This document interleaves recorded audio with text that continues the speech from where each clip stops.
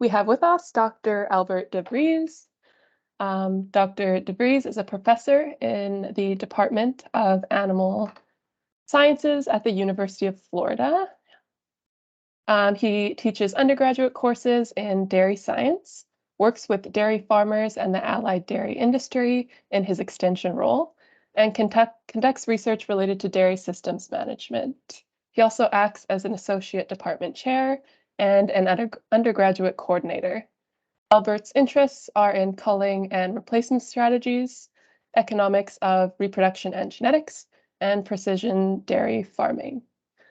Dr. de Vries grew up on a mixed dairy, poultry, and pig farm in the Netherlands.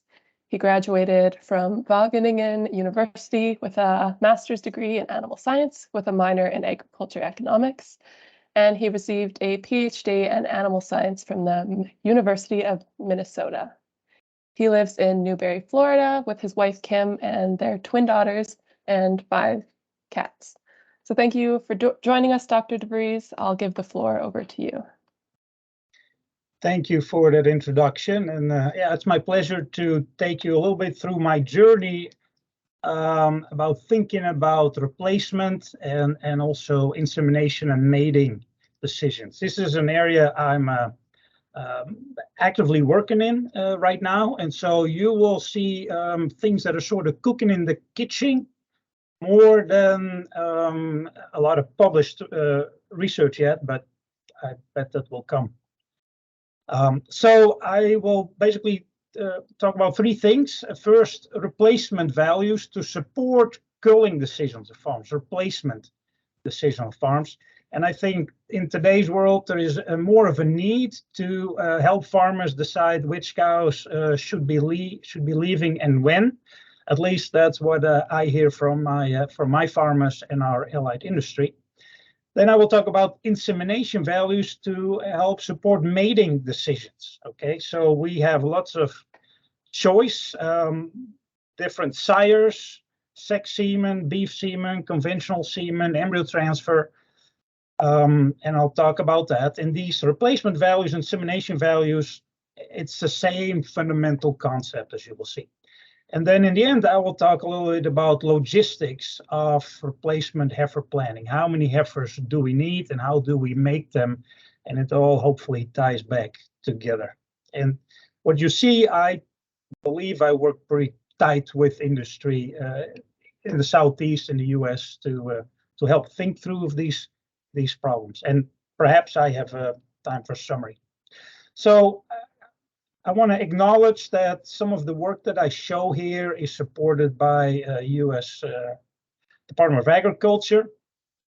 I work mainly with Pablo Pinedo at Colorado State University, and I've collaborated at University of Florida, Nikolai Blizniak in agriculture and biological engineering here. You will see also that I work with Dairy Records Management Systems in North Carolina, and we have data somewhere from Aurora Organic Dairy and from ICE Robotics. I will not talk much about the data that comes from Aurora and ICE Robotics, but I'll mention that somewhere in the presentation. All right, let's think about the cow and heifer replacement problem, okay? And so I think there's a lot of farmers have their own ideas about what cows need to leave and when. And for some, in their minds, there is no decision making there. Cows sort of kill themselves, right? They're unhealthy, they're very lame, very low producing, like no questions asked. But I also want to acknowledge that I think all replacement decisions are economically based. We replace animals because we believe we can do better with a replacement animal, often obviously a dairy heifer that calves, right? So in the end, we're trying to maximize profitability in our herd, and we do that by having a herd of most profitable cows there. And so I do believe we've sort of forgotten in a way how we rank cows, how we look at cows in terms of ranking them for future profitability. Forgotten, and because I refer back to work that happened, I'd say at least 20, 30 years ago. where there was a lot of activity into replacement decision making. Okay, and so in theory, an optimal replacement decision for in dairy cattle, and this really applies to, I think, to every asset that we're replacing, is we need to compare future cash flows of the incumbent, the asset, the cow that we currently have in the herd, and we need to have a future cash flow of a challenger, the replacement animal, the heifer that's going to replace that cow in the herd, at least could be. By future cash flow, I'm thinking about how much money we make tomorrow, the day after tomorrow, 2 days after tomorrow, 3 days after tomorrow, several years into the future. Okay, then we have to take the net present value of these cash flows. We take the difference. If the top net present value, the keep decision that is greater than the bottom net present value, well, then we have a positive value, and we call that the retention payoff or keep value. And that is a measure of the importance of keeping the cow in the herd. And potentially we can rank all animals in the herd by this principle. But obviously we need to be able to do these future cash flow projections correctly for animals. This is an old slide from Eicher and Fetro, but I think it outlines the principle again. Right, in the top line, we have the keep decision here. Sorry, that's at least keeping the animal now. But if we make a keep decision, perhaps, or we really should also optimize our future decisions. Okay, and because we know that even if we keep an animal now, there is some risk that she may be a forced cull. It's almost like we definitely have to replace her. And so, or we have an optimal decision in the future that this cow that we're currently keeping now needs to be replaced. So the black cow will be replaced by the blue cow over time. And there's a lot of probability math there. The blue cow gets replaced by the pink cow by the green cow, and so on and so forth. And we do the same with the replace decision. The black cow is being sold, the heifer is getting purchased. We now have the blue shaded heifer, first lactation cow there, but she in the future will also be replaced with another animal in that same slot or position in the farm. And it turns out you have to do these cash flow projections about 6-7 years into the future for the slot in order to account for all cash flow differences that the cull decision today may impact, right? So we're not only looking at the cow itself today and the heifer, we also have to consider animals that are being replaced further into future, and their replacement is affected by what we do today. And if you do the probability math, then about 6-7 years into the future, cash flows after that are no longer affected by what we do today. Now the question is, these future decisions there, can we optimize them too, right? And so really what we're talking about here, we want to optimize a multi-period planning problem, because these decisions are made, say, weekly on dairy farms. Every cow, at least in theory, is being evaluated weekly, and the decision to keep or replace is being made.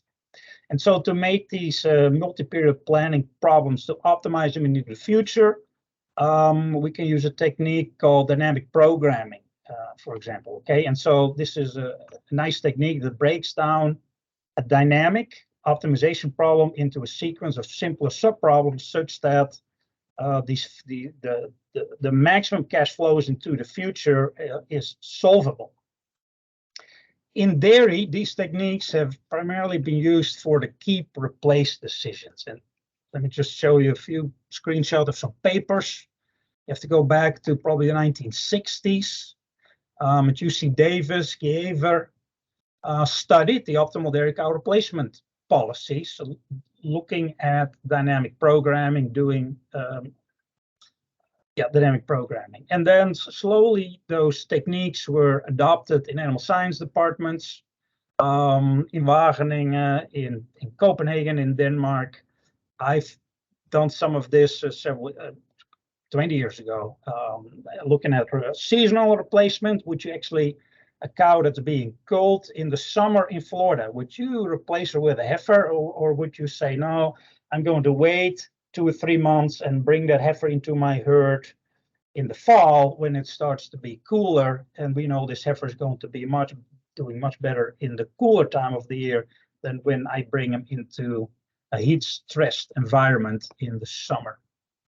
And sort of the latest that we really see that really pushed the envelope on the techniques here, I think, is by this Danish group, Nielsen, Anders Christensen, and so on. And even that is 12, 13 years ago. So if you look at these keep values, they sort of look like this from a dynamic programming model, right? This is for OPA cows. At the bottom, we have days since calving. It's also pregnant cows. And I have a high producing cow in blue, an average cow in black, and a lower producing cow in green. The solid curves there are for OPA cows. And so they gradually decrease, right? The retention payoff, the keep value decreases to at some point it drops below 0, and that would be the optimal time to sell that OPA cow and replace her with a heifer. And you can see, for example, that the green, the low producing cow, gets culled earlier than the high producing blue cow if they fail to get pregnant. Okay, in the open lines is the retention payoff for animals that got pregnant, in this case pregnant around day 60 after calving, and that doesn't drop to 0. It may drop a little bit still because still some risk of abortion and involuntary culling, but usually the retention payoff of pregnant cows is staying higher than for OPA cows. Okay, so you can, if you model this, you can do this for low, for high producing cows. You can have slightly different curves for first lactation, for second lactation cows, and so forth. And I already mentioned that if these values drop below 0, that is the time to replace, in theory. You could also take these optimal decisions and say, well, what if I had a herd that applied these optimal replacement decisions? How would herd statistics be affected? And here I did a sensitivity analysis with the effect of heifer replacement price from $1,400 to $2,200. And then I looked at 2 things: annual cull rate, replacement rate, and profit. If we look at annual replacement rate in blue first, you can see that if the heifer price increases from a low 1,400 to a higher 2,200, that the optimal annual replacement rate decreases, right, from a very high 59% to 28%. And so clearly under the hood, keep values when heifer prices are low are generally lower, and we're more inclined to replace a cow earlier than when the replacement heifer price is much higher. And as you would expect, that when heifer price increase, profitability overall decreases, right? So despite making optimal decisions, we cannot fight the fact that these heifer prices are higher there. So you can also do what if herd level analysis. We, as part of this project that we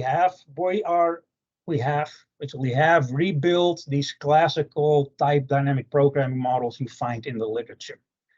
And we're adding new states to that. Okay, so cows in those models are defined by states, like lactation number is important. We're using weeks after calving. So how many weeks after calving? Then we need to know something about reproduction. The weeks in the estrus cycle. Recently had a heat a week ago, 2 weeks ago, or maybe an estrus next week. And how many weeks pregnant. Whether the cow had 1 or more inseminations in the past. And then we can also further distinguish animals by level of milk yield. We put fat and protein together and call it economy corrected milk. We're sort of aiming for levels of feed efficiency, high versus low feed efficient cows, body weight differences, genetic merit of cows may differ, fertility level may differ, and I put in greater or equal than 1 because sometimes I may not be interested in different levels of fertility for my individual cows, but in other cases, I'd say, yeah, I have, for example, I work with genetic merit of fertility. I'm really interested in how difference in genetic merit and fertility would affect these culling decisions. All right, perhaps some risk of forced culling and the number of service sires that we're considering in breeding decisions. So if you multiply this out, you can really get millions and millions of states, combinations of these factors that determine a cow. Each state has its own revenue, cost, transition probabilities, and these transition probabilities are affected then by the dynamic programming solutions. Okay, and so we can then determine the best insemination and replacement decisions for each state, like I've showed you in with those RPOs for cow values. And I solve this by a technique called value iteration. There's also policy iteration to do that. In theory, now you go to a herd and you look up an individual cow. You say, hey, my next cow is, say, 2 weeks, or say in the 3rd lactation, it is the 6th week after calving. And she was seen in heat 2 weeks ago, and she was inseminated 2 weeks ago.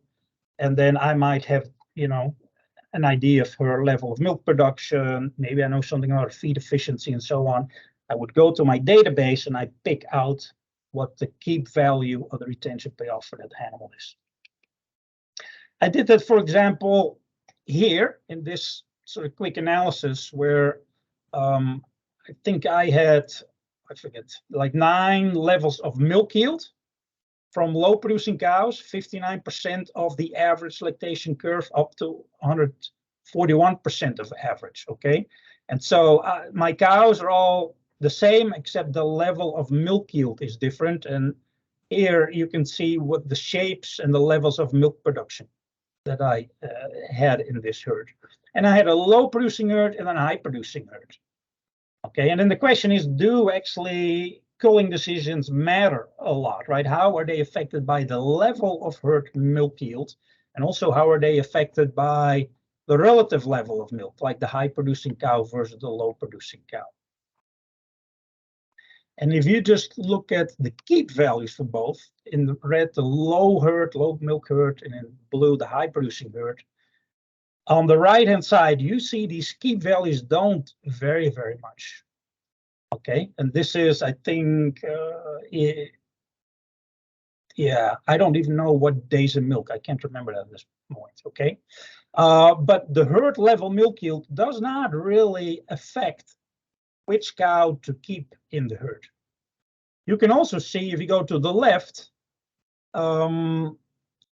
that all these keep values are very close to 0. Actually, they cannot be very much below 0, because if you make the wrong keep or cull decision, then the model determines that next week I'm going to cull the cow for sure.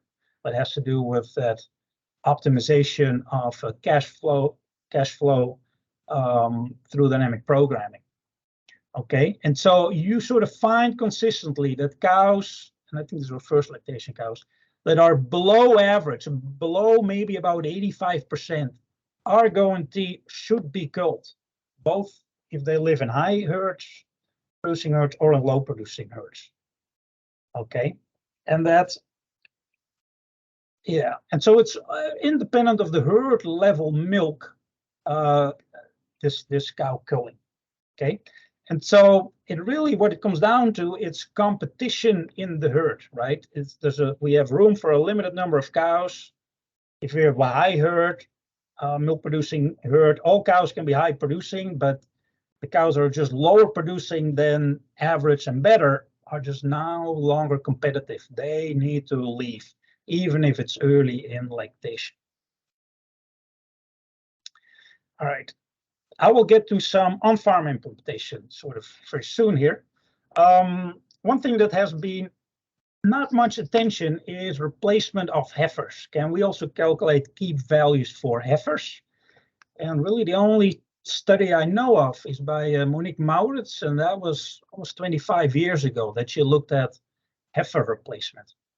Heifer replacement is a challenge in a way because it is, to me, not very clear what the challenger is. If I were to sell a heifer, what do I do, right? If I sell a cow, my challenger, my alternative is I put in a calving heifer into my herd that then is a cow. If I sell a heifer, it's not clear to me what the alternative is. We could say we sell this heifer and her challenger is we start over with a new born heifer calf. That's you could, that's one option.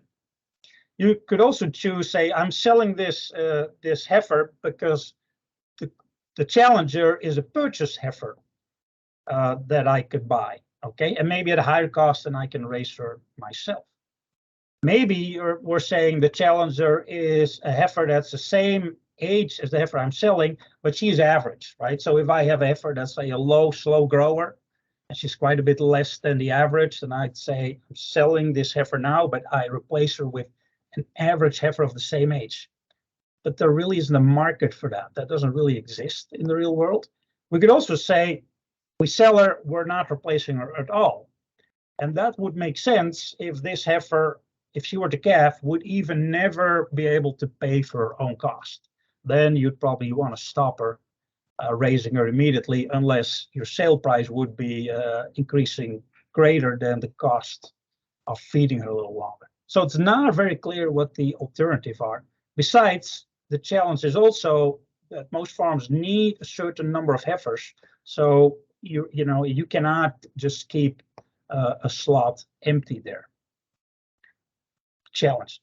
Well, we're interested in on-farm replacement decisions. Okay, and so what I've illustrated earlier is mostly if I make a large model, lots of states, I can do some what-if analysis and see how it affects my overall farm profitability, and I can calculate these key values for these individual states. And I can get pretty close, perhaps, to matching a real cow on a farm to one of those million of states that I've calculated for. But sometimes it doesn't quite fit very well. For example, because a cow may have a lactation curve that just is not well represented in the model that I have. Okay, or there's all kinds of other traits that matter for this cow's cash flow that are not in my model. So somehow we like to do a little better for real cows in terms of predicting future performance and cash flow than we can with these big models that even have millions of states. Well, there's a lot of text here. The bottom line is that we have sort of devised a scheme on how to do that. Okay. First of all, I've already told you that every cow has her own performance in the herd, and then it's a matter of can we really match her own performance and predicted performance with one of those millions of states. And that's a problem. You could say, well, we just expand our number of cow states in our big model. Okay, instead of having 10 million, maybe we need 20 million states. But we still run into the curse of dimensionality. Our models are becoming too big to do that. There's another sort of, I think, elegant solution, and that's we separate the math for currents, like the current lactation the cow is in, from the math for future lactations. And so the way we do that, but I won't dive very deep into this, is that we run our large dynamic programming model with the millions of states, and we save these cumulative cash flows for all states in week 1 after calving. Okay, for example, I may have 10 levels of milk production, and so cows that calve into lactation 2, I'm going to then match, I'm going to project what I think, which of those 10 levels of milk production the cow in my current lactation is going to be performing at. Okay, and then I run separate dynamic programming for really each cow in my herd with the current lactation only. So every cow in my herd, I can have her own lactation curve, I can have her own fat and protein, I could be very specific about my current lactation, and I just have to find when the cow calves. If she calves, I'm going to pick up a pre-calculated future cash flow from my large DP model. So I'll leave it at that. I won't really involve much further into that. So we have some code that implements this strategy now. I think, well, yeah, we're looking at insemination values here. Okay, and so the way that currently works, the way we're testing this with some herds, is that let's start on the right top. I have a list of cow records here. If you can't see, I'm not going to go through every record, but I need to know lactation number, days in milk, historical milk production, reproduction status, and so on. And I'm going to use that to try to predict performance in the remainder of the current lactation. Not all the data in the cow records usually don't have any economic data in them, for example. So I need a separate herd parameter file that has, for example, semen cost, it has cull prices, it has herd level conception rates, herd level service rates, and so on. A bunch of herd level data as well. And then, so from my herd parameter file, I calculate this big dynamic programming model. I save those future cash flows. And then on my cow records file, I do dynamic programming by cow. And then I get results like I see on the right side, the bottom here. Okay. I think I've only talked about the keep values so far. And so you see in the B column on the right-hand side, dollar keep values for individual cows. But they can be very accurate as long as we're able to predict the performance of that cow accurately, especially in the current lactation. And I've also have insemination values, and I'll get to that soon here. Yeah, the question is in this implementation, how often would we calculate, recalculate these keep values? But that also applies to these insemination values, as I will mention. So how would you do this daily? Would you recalculate these values daily? Perhaps. Okay, so these keep values, if you did that for a herd for 1,200 cows, that would look like this. At the bottom, I have days after calving. Cows are stratified by open, bred, or pregnant.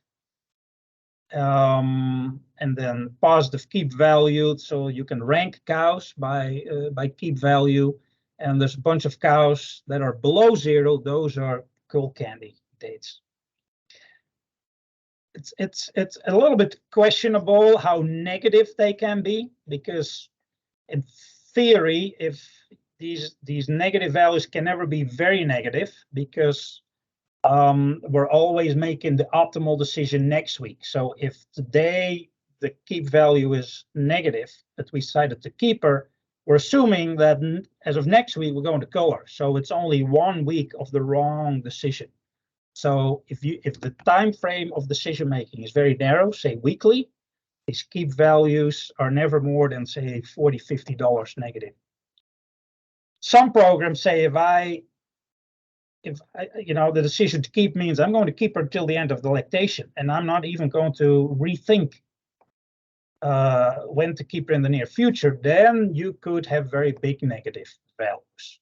But I don't believe in very big negative values, because farmers have always an option to reevaluate their keep decision, whether that's next week, 2 weeks from now, a month from now. So this works for ranking cows for keep values and help and assisting producers for culling decisions. I want to spend some time on insemination values. Okay, so we have sex semen, we have beef semen, we have conventional semen, and we ask producers, what are you doing on your farm? How are you determining what animal gets what type of semen? You get often to a scheme that may look like this. Okay. By lactation number, lactation 0 is heifers, and then first, second, third, maybe up to 6th insemination, and maybe I do a lot of sex semen in my younger animals, first, second, maybe third breeding. Okay, in this scheme here, I'm even using some conventional semen on heifers that are not pregnant after 3 inseminations. And I'm not, maybe these animals should be replaced earlier. Not saying they all should have 6 inseminations, but scheme look like this. And then we use beef semen on the remainder of our animals. Okay. And so this is fairly simple because the scheme is just based on lactation number and insemination number. And the rationale is obviously that my heifers are genetically better than my beef cows, and the fertility is also, or that my older cows and the fertility is also greater. But there's more to it, right? We could look at the individual genetic merit of the animal, for example, or we can even refine that decision making even further. So that's what we're doing in this grant. Again, we asked, this cow is eligible for insemination. What is really the best decision, the best sire to put on this cow, but also heifer, really? All right, in terms of sex, beef semen, but you can imagine you have a portfolio of maybe 5 or 10 bulls you're really looking at and deciding which one it should be. Now you can say, don't we have mating programs for that? And I would argue that mating programs really only look at the genetic merit of the calf you're creating, but it ignore the cost of the semen and ignore the importance of get the cow pregnant, okay, before she becomes a cull cow. Maybe, in terms of embryo transfer, I think a major question is which animals are the best recipients in the herd. All right, so you look at the literature, and there's some history there on calculating insemination values. Johan van Arendonk mentioned insemination values. Monique Maurits mentioned insemination values in their culling decision papers. Okay, and so the principle is basically the same. In these studies here, it's the cash flow from inseminating a cow now versus the cash flow from delay insemination. Delay means not now, but maybe at the next breeding opportunity. You take the difference, you call it insemination value.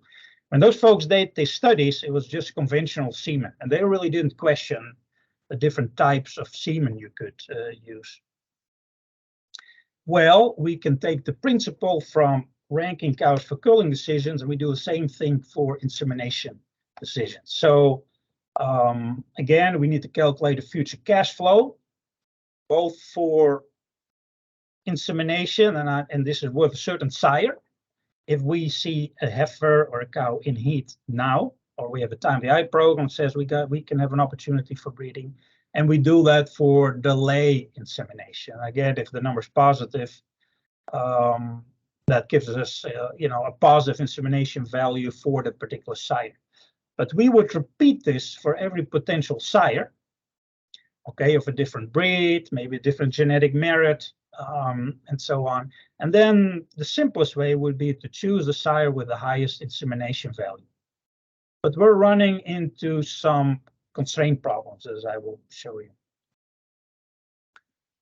All right, so these future cash flows are not only affected by the value of the calf, which I think you would get from just a mating program, but there's also an aspect of the importance or not the importance of keeping the cow in the herd. For example, if there's a difference in probability of conception, that has an effect on the cow cash flow as well. And the cost of semen matters, right? And so in these cash flows, you can stick in all kinds of attributes for the dam, for the cow, lactation number, days of milk. What do we know about her fertility? What do we know about her milk production? What do we know about her genetic merit? For the sire, semen type, semen or breed, price of semen. And you know something about the bull's conception rate. Maybe there's a sire effect on abortion. There's obviously genetic merit for maybe multiple traits on the sire. And we could potentially have like an individual mating between that dam and sire, right? Including inbreeding. Okay, so all these factors affect my cash flows. And again, I do dynamic program to calculate these future cash flows for these individual animals. If I do this in a large model with millions of states, some of these insemination values might look like this, okay? And here These are for lactation 1, and I have 5 levels of milk yield. Low producing cows, 80%, to higher producing cows, 121%. And I plotted insemination value for days of milk for open animals. Early on, these insemination values are negative because my fertility is basically 0. I can't get my cow pregnant, so I'd be wasting the cost of the semen. So my delay option is clearly better. But at some point, my fertility on the female increases, and I have insemination values that start to rise above 0. And that would be, if this is insemination values, and I'm saying I'm only considering, say, one type of semen, not multiple bulls here. When it's positive, I would go ahead and inseminate that animal. And you can see that there's definitely an effect of level of milk production. And you can take this concept with some refinement further and, for example, find optimal voluntary waiting periods. Because if these insemination values are negative, you want to wait. If they're positive, you want to go ahead and inseminate. Okay. Eventually, these curves, I think they all drop down to getting close to 0 again. And there's some interaction with the cull decision as well. And you could see in this case again that the high producing cow, if we really knew early on that she is a relatively high producing cow, we really may want to hold off on milk production perhaps. This has to be refined. We really have to get the biology right to do this. Okay, what about on-farm insemination decisions now? So you have the machinery ready to calculate insemination decisions for individual cows, okay? And that might look like this here. This is just an example of 50 cows here. And we had 3 semen choices. We had sex semen, conventional semen, and beef semen. So if we look at cow 1, she has an insemination value for sex semen, almost $100.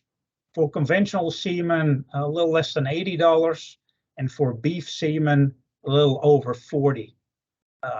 Okay, cows 2, 3, 4, 5 have all negative insemination values. They all are about delaying, and perhaps there's some cows in here that are like not subfertile or too early in lactation. You look at cow 7. Has the highest insemination value for beef, right? It's probably an older cow with lower genetic merit. Obviously, genetic merit makes a difference in here as well. And so you could pick the cows with the highest insemination value, says that is really the decision that for that cow maximizes my profitability. One question that you may ask is the insemination value for, say, sex semen not very closely tied to the genetic merit of the cow itself? And if I plot that, then it's sort of surprisingly that there's quite a bit of variation. Okay, at the bottom here, I have cow PTA for net merit, and I have on the left, on the y-axis, I have insemination value for sex semen. It's not the same 50 cows as you saw before here. And clearly there is a correlation, right? There's a trend that cows with higher PTA for net merit have higher insemination values, but there are exceptions. And even within cows with the same net merit, there's quite a variation in insemination value there. So not the same thing at all.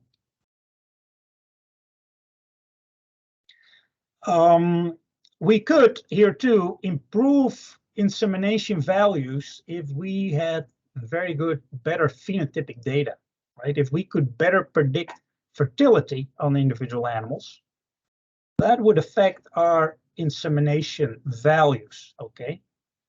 Very high fertility, maybe I'm more likely to put sex semen on her given the price is a little higher, okay? And so price is affected by fertility there. For example, we're looking at and studying same thing as Ronaldo Seri does at the UBC, where he tries to quantify heat expression and associate that with fertility. So we knew heat expression, and we have that as an input in our model. We clearly could improve our insemination values. We're also looking at better ways to predict milk yields in the current lactation, health, dry matter intake, body weight, all these things, the better we're at them, the more accurate our insemination and keep decisions are. And sort of the beauty is that because every cow has its own dynamic program in the current lactation, we can be as customized as we want there without having to blow up the whole model with too many states. So we're looking to use all this past relevant data to improve these predictions. And as you know, we used to run into the problem of data silos somewhere. Maybe I'll say a little more about that. I want to say a little bit about logistics here, okay? Going back to the 50 cows where I showed you 3 insemination values from, okay? So if I picked the highest insemination values, I may get more or fewer heifer calves than I need for my herd. And this is a very simple calculator that says if I had a 200 cow herd and I had a 35% cow cull rate, and actually there's also a 5% buffer, which means I really aim for a 40% cull rate, then in my columns in green and in blue, it tells me how many heifers I need in order to, per year, per month, or per week, in order to have that 40% cull rate on my 200 cow herd, okay? And so and then there's losses there because not every calf that's being born gets pregnant and becomes a calving heifer. And even from the point of insemination, you don't know if you get conception. And if you get conception, you may get abortion, or the cow gets culled. You may have death on arrival. So all kinds of losses. If you do this math, then in the box, in the red box, you see we have to make about 2.06. Sorry for the decimal points here, female pregnancies per week. And if we consistently made 2.06 female pregnancies per week, okay, then we have at the end the right number of heifers, the exact number of heifers to accommodate our 40% cull rate that we're planning for. So there's lots of challenging things there, because now I am looking for, say, making weekly decisions on which animals to inseminate, and they need insemination values, and I want to determine whether it's sex semen, beef semen, conventional semen. Okay, and at the same time, I need to plan for, and I'm assuming we do this weekly, at least our farms plan this often weekly, that I need to make that 2.06 dairy heifer calves. So for every animal in the herd, I have to come up with some estimate of the probability that, first of all, that she's going to be in heat in the next week. And secondly, that I see that estrus. Okay, that's what I have here. For example, if the last breeding was on day 0, today we're 16 days after last breeding. She is in bred status. We don't know if she's pregnant or not, and I'm planning her for the next week out. I'm looking at the blue, say this is my expected probability of estrus. I'm saying that there's a 70% chance that if she is in estrus next week, if she's not pregnant, okay? And then we would have estrus detection of, say, mid 50%, so 0.35. That is if she's not pregnant, okay? I take that 35%, but then if I'm going to breed her, it needs to be with semen that may produce a dairy heifer calf. Say if it was sex semen, gives us 90% chance of a heifer calf. And then if we get a heifer calf, also survival to birth, maybe 80%. So if this cow, if I knew she was going to be open in the next week, okay, then I have a 0.252 probability that she will produce a dairy heifer calf. If this cow is in bred status, then I have to even multiply that with the probability she is open, and that number becomes even smaller. And so I have to do this for every animal in my herd, okay? If I do it for every animal in my herd, I'm going to estimate what the probability of a live heifer calf is given in the next week if I have put semen in this cow, And again, I have 3 types of semen I'm considering here: sex, conventional, and beef semen. Beef semen, I get 0 heifer calves, right? That's simple. Conventional, somewhere between 10 and 12% chance of getting heifer calf, and sex semen, that's around the 20%. But it varies from animal to animal, depending on fertility, risk of involuntary culling, and so on. Okay, and so backing up a little bit again, if I were to pick the highest insemination values here, I would make, doing this math, 4.6 dairy heifer calves. Too many. Now my farm, I need a 2 point something, not 4.6. So somehow I have to choose less sex semen, maybe more beef semen. Okay, so how do I maximize my profit while saying I need this certain number of dairy heifer calves next week? And I think you can do that with some mixed integer linear programming here. Okay, so our objective is to maximize the sum of my insemination values of the animals that I may breed next week, but there's a condition that I need the expected number of dairy heifer calves. Okay, and so here in the green box is what the optimal decision is for these 50 cows based on the highest insemination value unconstrained, and in the red box is how I would, what the optimal decision is for these 50 cows next week, constrained on making 2 point something, and I said anywhere between 2 and 3 dairy heifer calves. I could potentially fine tune that by saying, 2 to 2.5 or so. And you can see that where it says false, I changed the decision for those individual animals.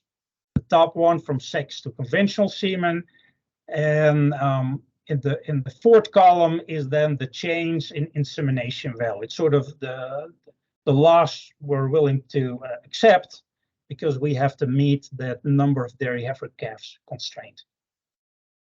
So to me, this is an attractive way of planning for how many heifer calves we are going to make next week. And we do this by insemination values because they maximize profitability for my individual cows. 2 more slides to wrap this up here. This is a very large herd, but one of the things, if you start implementing this, thinking about this, okay, then currently, before any of this implementation, we just see a very large number of dairy heifer calves by week made or born on the farm. Okay, so in green is the number of animals born. The goal was, the thick black line is a little less than 150, maybe 144. And you see like the born animals recently in the last 21 days, we are less than what the goal was. We can also look at the pregnancies in our current herd. And, we do some probability calculations, which ones were bred to sex semen, which ones conventional beef. And we look at the blue lines and we see, for example, in the middle, in weeks 30 to 40, we are making a lot more dairy heifer calves than we should have planned for. We made way too many. And then far on the right would be the bred animals. We don't even know if they're pregnant, but again, with some probability math, we can have an estimate of how many of the animals that we bred most recently will produce a dairy heifer calf. It surprises me that if you look at these swings in number of dairy heifer calves, what a large swings we see on these large dairies. This is a 12,000 cow dairy, and they really tell us they really want to work on flattening the calving pattern, okay, the number of dairy heifer calves made. So then the question is, related to this, how do we respond to this weekly variation, right? Are we not responding if we're below the expected numbers for a week, 2 week, 3 weeks, 4 week? Are we just staying at our target of like 140 in the previous slide? Are we going to adjust? Like last week, we think we made 10 too few. This week, we're making 10 more. That's probably over adjustment. Or is there another way to adjust? Like when do you interfere and adjust your target for number of dairy heifer calves to make?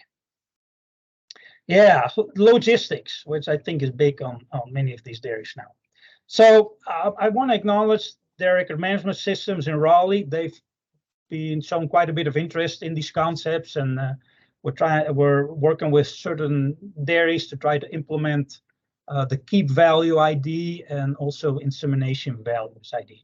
We haven't really gotten to the logistics part, the linear programming, not quite ready for that.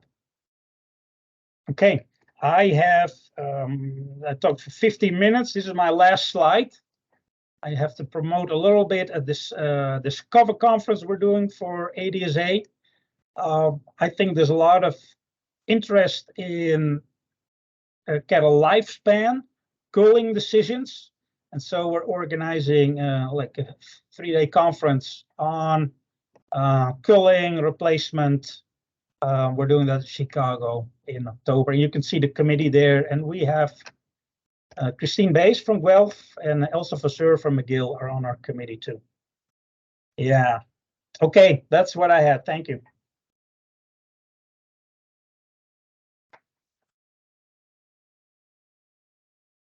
Thank you, Dr. De Vries. If anyone has questions, we have about 10 minutes for question discussion.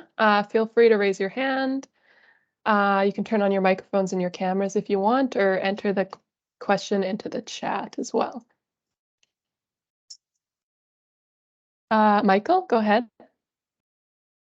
Very nice presentation, Albert. Thank you. Question about your insemination values. I was looking across that herd, and I think I saw only one cow that had conventional semen higher. Is that a pattern that you're seeing a lot of? Yeah, that's a good question, right? So I've looked at, yeah, so when I give her sex conventional beef semen, I find some cows that should be bred to conventional semen. In this case, like cow 47, I think is higher. That may be the only one in this set of 50 here. And you can see that the opportunity cost, right? If you went from conventional to sex or to beef, it's not a big drop. So I think if you took all the conventional out, you're not leaving much on the table if you just went to the sex beef scenario there. But I do always find some cows where conventional is best, but it's a small fraction in the herds that I've looked at so far. Thank you.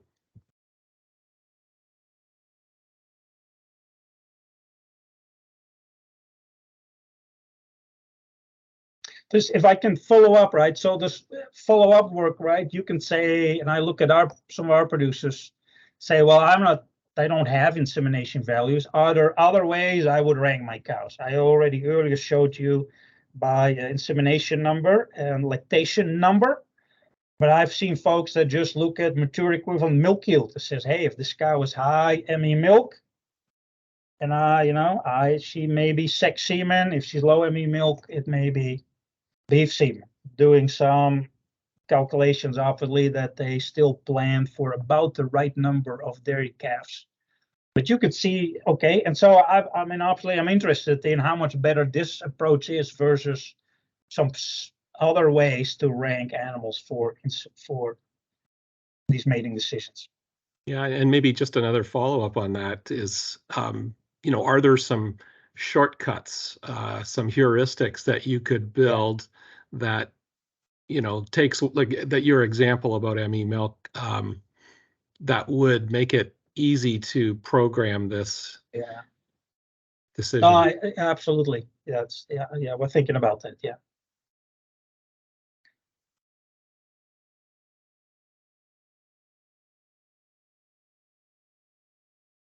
I guess I was wondering, with all the data, how do you kind of make it, what strategies do you use to kind of make it manageable for farmers to apply to their herds? Yeah, a lot of trial and error. Okay. On the one hand, I mean, we need a cow file, but that includes heifers now, because if we're planning for number of dairy heifer calves, we have to mate the heifers as well as the cows. So you cannot really do the insemination decisions without heifers. And so that data comes out of usually a management program, a dairy comp, a PC DART can do that. And there's some repro data, some milk production data. It's pretty much sufficient to at least do some estimates of milk production.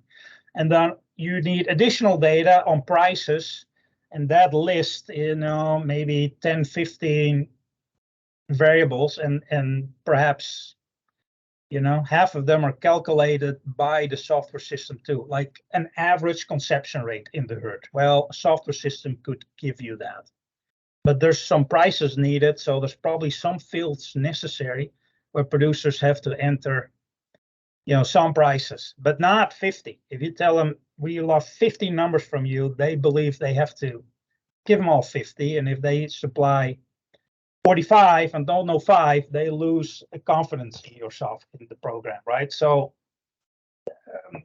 simple as possible. The next question is always, well, then we're plugging in some default values behind the scenes. There's lots of values, default values. How much does that all matter? I do think, first of all, for example, we used to work with give us mature equivalent milk for the herd. And that was not really refined enough. We really need first lactation milk production, second and third, to at least calculate some standard lactation curves that we can compare our individual cows to. So there we had to refine it more than what we first saw. A lot of trial and error, honestly. Yeah. Yeah. Christine, go ahead. Hi, Albert. Thanks so much. That was great, as always.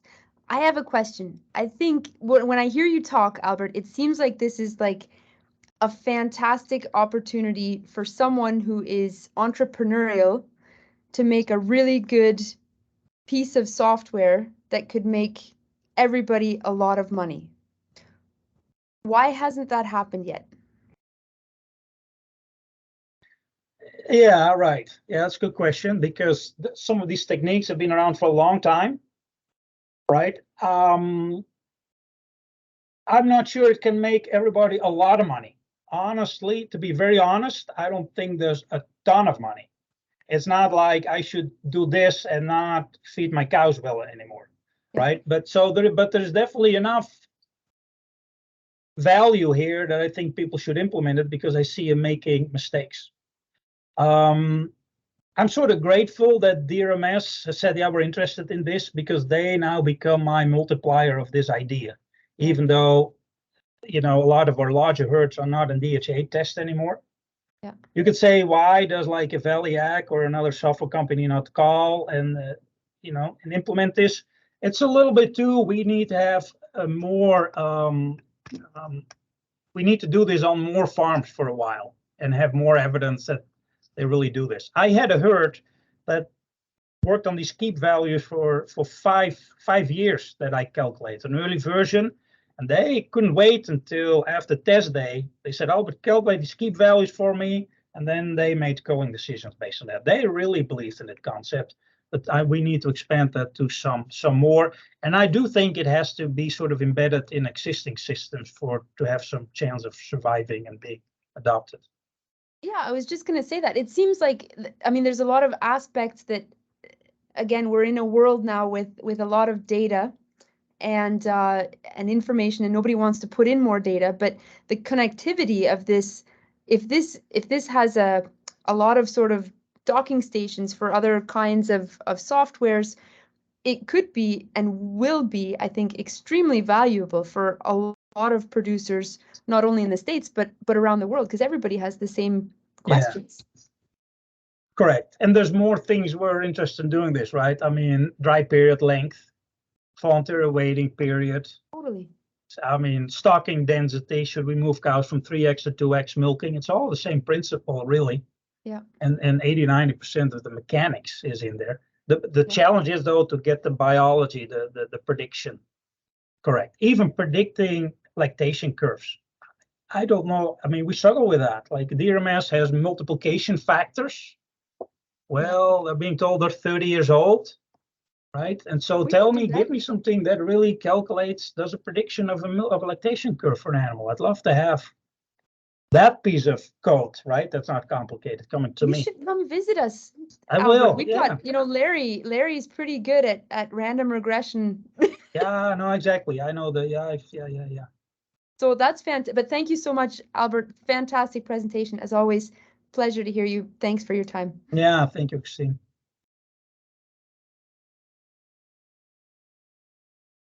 We might be able to do one quick question, Ashley. One more.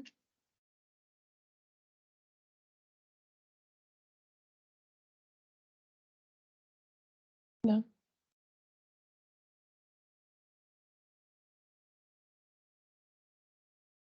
No, okay. Okay, I guess that's time. So thank you everyone that joined us today, and thank you, Dr. De Vries, for the amazing presentation. See you all next Friday, and have a nice weekend. Thank you. Thank you.